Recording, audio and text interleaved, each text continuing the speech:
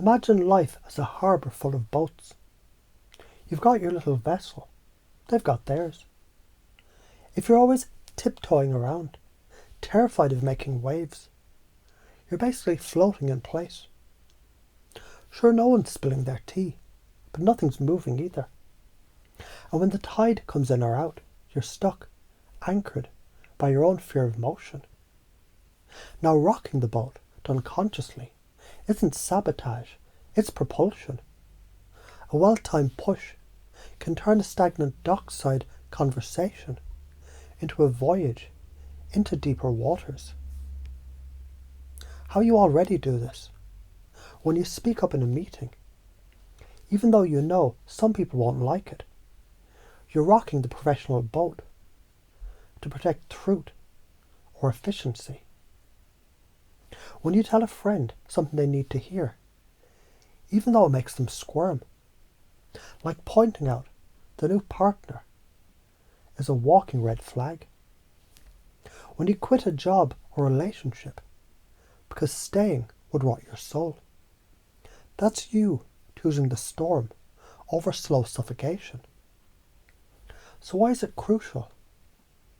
Being too nice. It often isn't kindness. It's camouflage for fear.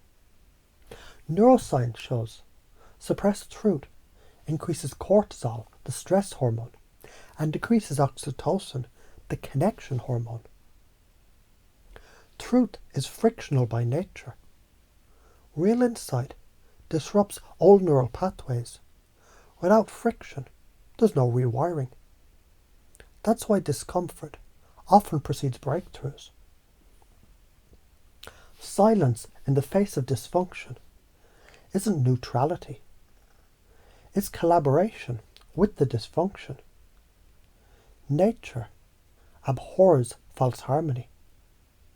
It'll self-correct eventually, and often more violently if you delay. The science of why this works. Cognitive dissonance. When you challenge someone's unharmonious behaviour, you create a gap between their self-image and their actions. Their brain hates that gap and will work to resolve it, sometimes in the direction you want.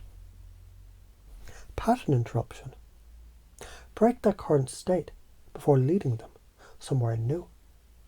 Rocking the boat. It's a state break. Mirror neurons and emotional contagion. Your calm, embodied authenticity.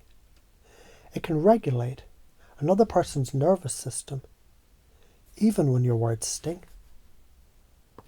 So why do you fear it? Ancient tribal wiring, getting cast out of the group, used to mean death. Your amygdala still thinks disagreement means banishment and starvation. Past conditioning, punished for honesty as a kid, rewarded for compliance. The inner approval addict wants the dopamine hit of being liked more than the deeper fulfillment of being real. Frame before you flame. I value our relationship, and I have to be honest. Sets the rapport before delivering truth. Use specific behaviour, not global identity. That action, felt out of integrity, versus you're an asshole. Anchor the future benefit. If we address this now, we can actually trust each other more later. The big picture. Every civilization, relationship and movement that evolved past stagnation did so because someone rocked the damn boat. Socrates, Galileo, Rosa Parks. They weren't mean. They were unwilling to collude with false peace. If you don't do this, you become complicit in bullshit. Your self-respect erodes, and resentment leaks into your tone anyway. Dysfunction metastasizes like untreated cancer. If you master this, you become a trusted lighthouse, Even if your light stings the eyes, people come to rely on you for orientation. Your relationships deepen. True respect always outlasts comfort. You sleep better because you're not rehearsing the speech that you should have given.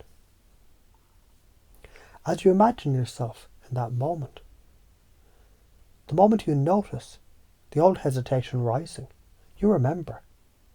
You've done this before, countless times.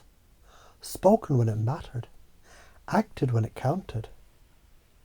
And each time you survived. Each time the world adjusted around your throat.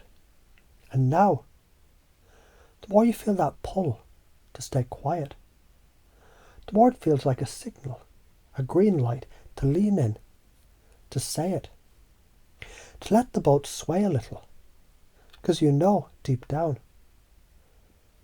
that still waters grow stale, but waves bring oxygen and movement and life.